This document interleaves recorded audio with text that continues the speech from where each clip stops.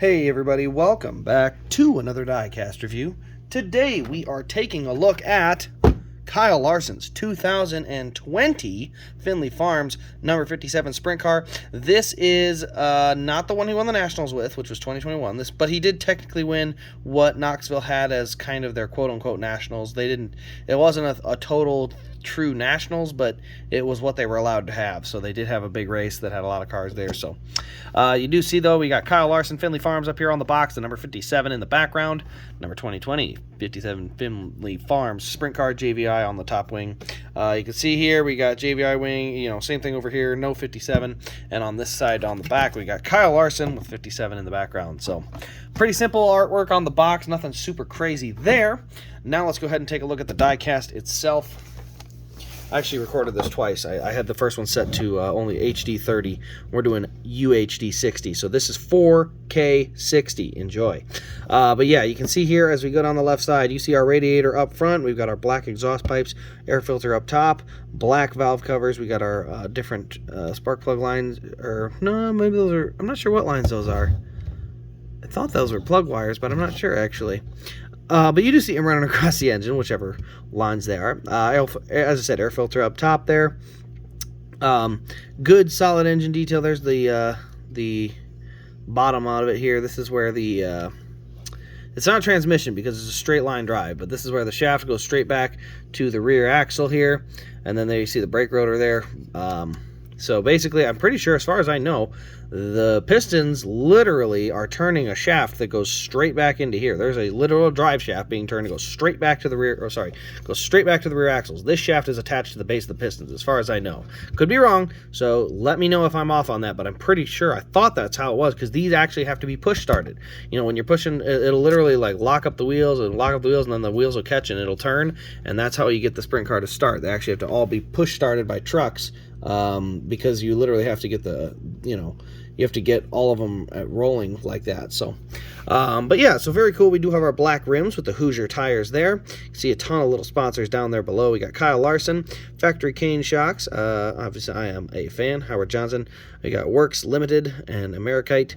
Number 57 on the tail tank here, along with the bumper bar across the back. We got obviously our dirt tires here. We go around to the right side. You can see we got the start of Finley Farms there. And so we got the same stuff over here on that right side. There you see we got our front Hoosier tires. Those are opposable. They do turn both ways. We also have GSR Glenn Steyer's Racing on the front wing, as well as the curved front wing, which is just a kind of a neat detail to have on that. Now, my favorite detail on these newer sprint cars is definitely the carbon fiber seat with the Simpson seat belts. I think that is a detail that really does stick out, especially when you can see it up next to previous versions of the sprint cars where they had very basic seats. They have a very nice seat and seat belt combination that really does make the sprint car look nice.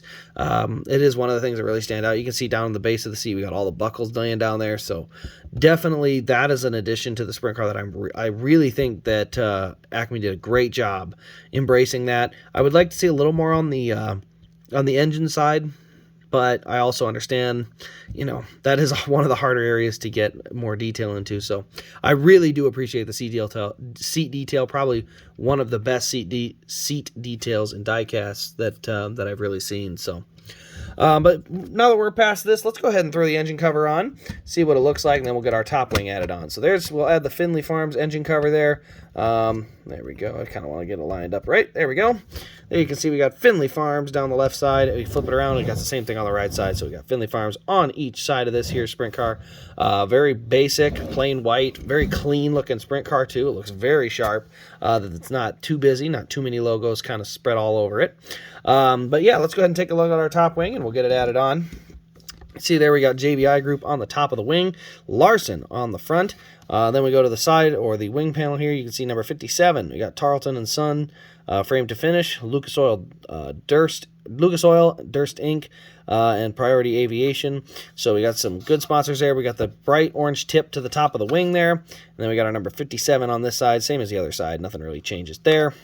And there you can see actually the slot. This is the slot that mounts to the front of the of the sprint car bar, the front bar on the sprint car. I'll show you what I'm looking at, but there you can see the slot for where it lines up, and there you can see where that slot is supposed to go right here.